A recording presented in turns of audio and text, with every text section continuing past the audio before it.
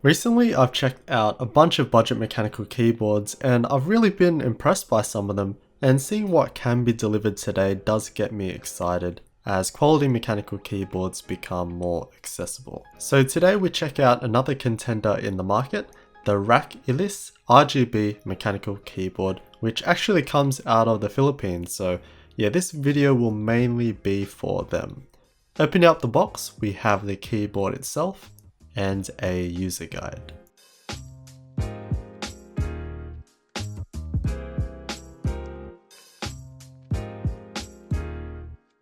In the hands, it feels good with minimal flex and a good solid heft to it, coming in at about 1 kilogram.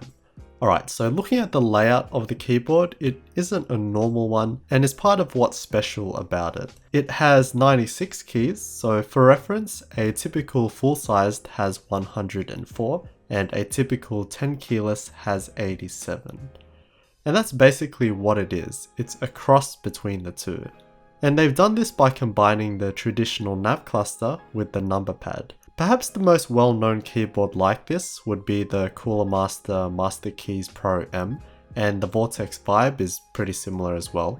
But what I like about this is that they didn't leave the top right corner empty, so we have a proper complete 10 keyless keyboard. So how does this work? There's two modes, the TKL mode and the numpad mode. And to switch between these, we press the key in the corner, which by the way is completely different. Like, it's a UV coated keycap, so the finish is different, and it's like a tiny bit shorter as well, so yeah, kinda weird. But I digress. The TKL mode makes it so it's exactly like a TKL, and in doing so disables the other keys around it. So if you want to use the arrow keys, you have to be in the TKL mode. And then the numpad mode simply gives you the numpad. Therefore, you can't use the numpad and the arrow keys simultaneously, which can be a problem for many and is the drawback with trying to merge the two together.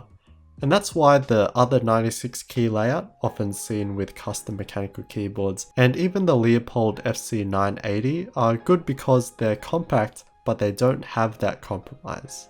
So it's quite a bit shorter than a full-size keyboard, but only 1 column longer than a 10 keyless. So it's kind of like a superior 10 keyless keyboard in my opinion. And with that more compact size, it gives you more space on your desk, more space for your mouse movements.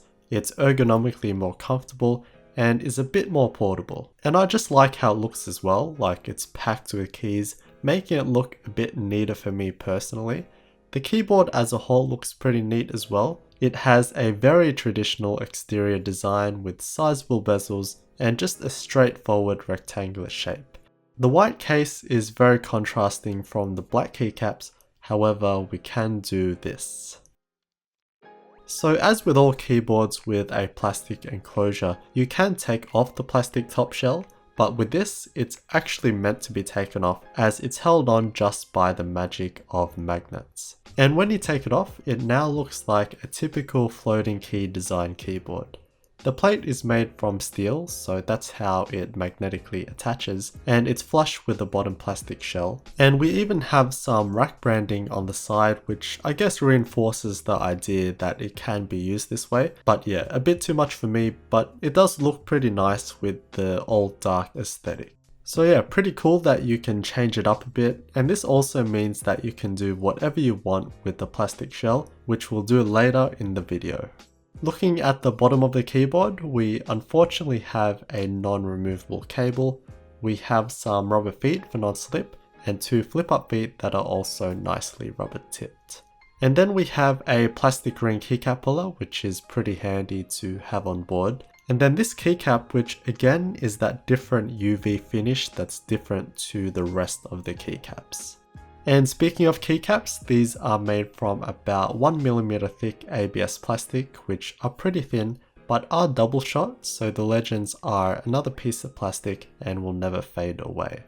The unfortunate part for me personally is the font or typeface. They're pretty edgy and not the cleanest to match the rest of the keyboard, but as always, looks are subjective. And while it is a different layout, a standard full key set will fit this easily. Underneath the keycaps, we actually have Gatoron yellow key switches, and it was pretty surprising to see since I didn't do too much previous research prior to receiving this and was wondering why it did feel pretty good to type on. But yeah, so there's actually two versions of the Ilis. We have this Gatoron yellow version and then the Artemu version, which is slightly cheaper as well. And the Artemu version, like the last two keyboards I've checked out, are hot swappable. So if you want to learn more about Artemu hot swap, then watch my two previous videos. But anyway, these are medium weight linear key switches, so there's no bump or click and are pretty smooth.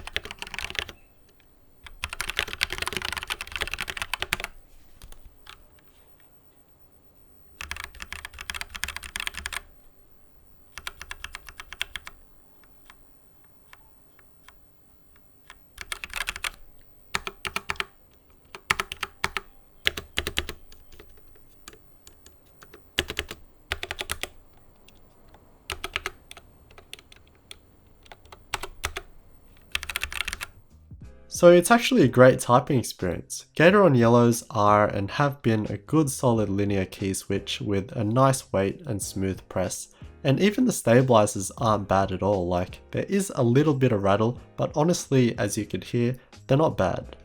And of course, to tie it all up, we have the RGB backlighting and software. It does have legit customizable RGB lighting, so all the effects and transitions are smooth. We can control the lighting on board via the FN key with a couple of effects and whatnot.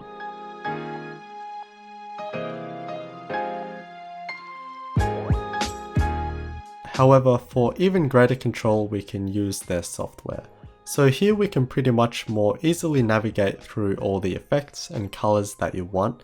There's the direction, speed, and brightness, but yeah, very simple and easy to use. And then as always, we have our customization area where we can pick a key and assign something else to it.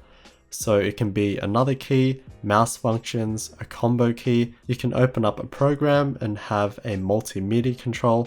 For the most part, you don't want to change the function of most of these keys. Like, you wouldn't want to change the letter F to something else, otherwise you wouldn't be able to type properly. But that's why we have different profiles so that we can switch between them.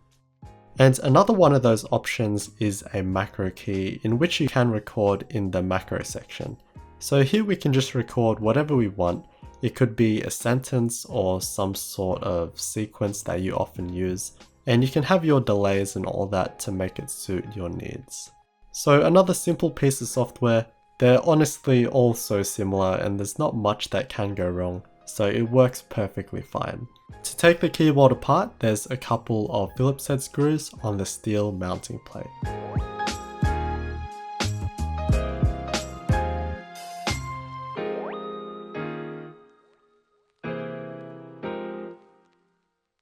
The top plastic shell is very standard but nice.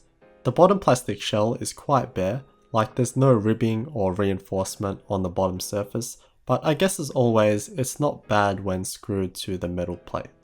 The plate itself is made from 1.5mm steel and gives the keyboard its heft and rigidity. The PCB is clean, and I always find it kind of funny when I get up to this part because I really don't know much at all about PCBs. Like, I know many of the parts, but I never really have much to say, but yeah, nice.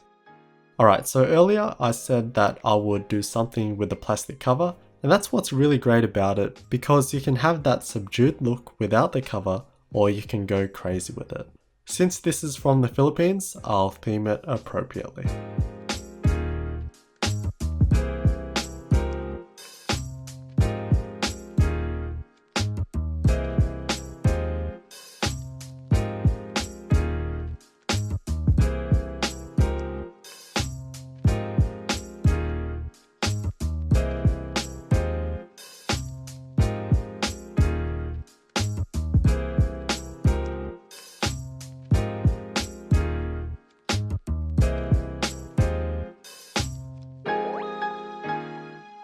So all up, this is an amazing keyboard because again, the price.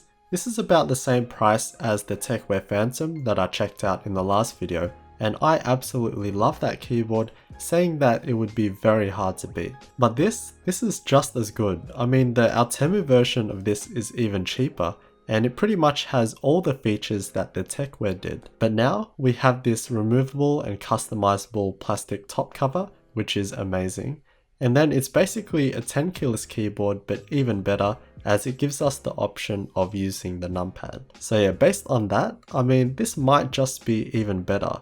Like, I don't like to say a keyboard is better than the other, like all keyboards are different, but this is just adding more features, and I truly believe that this is again one of the best budget mechanical keyboards out there. All it needs are nicer keycaps and a detachable cable, and it would pretty much be perfect considering the price, of course. Anyway, a special thanks to my friend Mike for hooking me up with this keyboard. Again, this is primarily available in the Philippines, and I'll put links to those in the description. There are other branded ones of this lurking around, but they're kind of harder to find.